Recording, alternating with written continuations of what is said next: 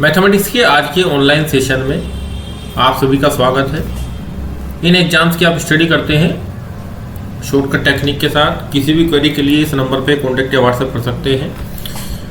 Description box में आपको app का लिंक दिया गया है, वहाँ से आप अपने आप को रजिस्टर करके फ्री जो कंटेंट है उसको भी देख सकते हैं। टेस्ट भी इसमें आप दे सकते हैं, मल्टीपल टाइम उसको अटैम्प्ट कर सकते हैं। पहला क्वेश्चन देखिए, जो टॉपिक आज हमारा है वो है हाइपरबोलिक फंक्शन का, जिसकी हम स्टडी करेंगे। इसकी थ्योरी हमने आपको इससे पहले रीड कराई थी, उसमें जो फॉर्मूलाज थे उनको डिस्कस कराया था। क्वेश्चन नंबर 1 के ऊपर काम करते हैं। साइन हाइपरबोलिक 0 की वैल्यू आपको फाइंड आउट करनी है। तो देखिए, सबसे पहले हम क्या करते हैं, साइन हाइपरबोलिक x का फॉर्मूला आपको मैंने बताया था कि साइन के साथ जो वर्किंग है वो नेगेटिव की होगी और कोस के साथ जो वर्किंग की होगी वो पॉजिटिव की होगी। तो e की पावर x माइनस e की पावर माइनस x अपॉन 2 पे हम काम करेंगे। और यहाँ पे आपको साइन हाइपरबोलिक 0 के ऊपर काम करना है। तो e की पावर 0 1 माइनस e की पावर माइनस 0, वो 0 ही होता है, वो ही 1 आएगा अपॉन 2 इक्वल टू 0 वैल्यू हमारे पास ऑब्टेन हो गई।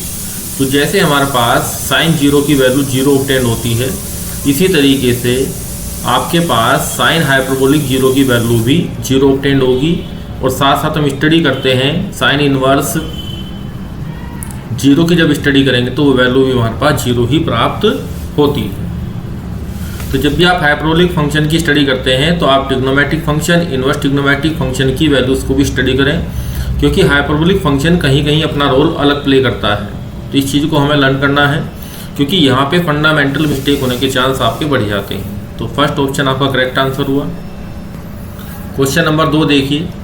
क्वेश्चन नंबर 2 के अंदर आपको क्या दिया गया है, cot hyperbolic x plus 1 upon cot hyperbolic x minus 1। तो हमें बराबर दिया है e की पावर kx, तब k की वैल्यू हमें फाइंड आउट करनी है। अब देखिए, सॉल्यूशन आपके सामने है। हमने क्या किया, इसमें कोट हाइपरबोलिक x के लिए हमने कोस और साइन में इसको क्या कर लिया, ब्रेक कर लिया है, या सीधा भी फॉर्मूला आप ऑपरेट कर सकते हैं। 2 मेथड हैं इसमें। फर्स्ट मेथड आप इसको नोट कर लीजिए कि हम इसको कोस साइन के अंदर ब्रेक करेंगे तो ये इक्वेशन, ये एक्सप्रेशन हमारे सामने आएगा। अब यहाँ पे क्या होता है, कोस हाइपरबोलिक x की जो वैल्यू होती है e की पावर x प्लस e की पावर माइनस x अपॉन 2 होती है।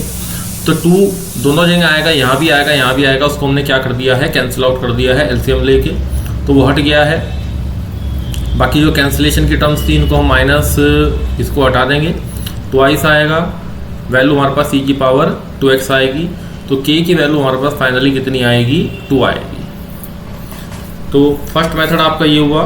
सेकंड मेथड के ऊपर कैसे काम करेंगे, आप कोट हाइपरबोलिक x का फॉर्मूला सीधे लिख लीजिए कि ये e की पावर x प्लस e की power minus x upon e की पावर x माइनस e की पावर माइनस x होता है, क्योंकि कोस अपॉन साइन होगा। और अभी मैंने आपको बताया था कोस के साथ आप क्या लेंगे, पॉजिटिव, और साइन के साथ आप क्या लेंगे, नेगेटिव। ठीक इसी प्रकार से नीचे आप फॉर्मूला पुट करेंगे। कैलकुलेशन आपकी इजी है, कैलकुलेशन में कोई बहुत ज़्यादा काम इसके अंदर नहीं है। आप एलसीएम लेके सोल्व करेंगे तो यही टर्म जो आपकी शो हो रही है फर्स्ट वाले सॉल्यूशन में, फर्स्ट वाले मेथड में, वही हमारी सेकंड में वर्क करेगी और हमारा आंसर e की पावर 2x यहाँ पे आ जाएगा। नेक्स्ट क्वेश्चन देखिए। क्वेश्चन नंबर 3 के ऊपर काम करेंगे। यहाँ पे टर्म जो आपको दी गई है वो टर्म आपको tan की टर्म में और sec की टर्म में दी गई हैं। एक्सप्रेशन में प्लस और माइनस का अंतर है यहाँ पे। तो क्वेश्चन में सोल्विंग के 2 मेथड हैं। मेथड फर्स्ट आपको सॉल्यूशन में शो हो रहा है। यहाँ हमने क्या किया कि एलसीएम लेना शुरू कर दिया है। जनरल जैसे हम ट्रिग्नोमेट्री के अंदर काम करते हैं, और tan हाइपरबोलिक x को हमने क्या किया, कॉमन ले लिया। जनरली हम क्या करते हैं, जब भी साइन कोस tan लिखते हैं तो उसमें स्मॉल लेटर से स्टार्ट करते हैं इसको लिखना। तो यहाँ पे एलसीएम आया, एलसीएम आने के बाद हमने इसको सोल्व आउट किया। सोल्व आउट करने के बाद रिजल्ट जो हमारे पास आया वो माइनस का 2 कोसेक हाइपरबोलिक x हमारे पास उत्तर हमारा आ गया, क्योंकि यह कोस हाइपरबोलिक x से cos hyperbolic x cancel out हो जाएगा। तो माइनस के 2 कोस हाइपरबोलिक x हमारे पास आंसर आएगा, जो कि आपका फोर्थ ऑप्शन में दिया गया है। अब आप यहाँ पे इसमें एक काम और कर सकते हैं कि इसमें अगर आप e की पावर x का फॉर्मूला ऑपरेट करना चाहें तो वो भी आप कर सकते हैं। मेथड सेकंड आप इसको लिख लें कि यहाँ पे tan हाइपरबोलिक x का formula sine upon cos, sine के साथ आपके पास क्या आता है, नेगेटिव आता है, अपॉन e की पावर x प्लस e की पावर माइनस x, अपॉन में काम करेंगे।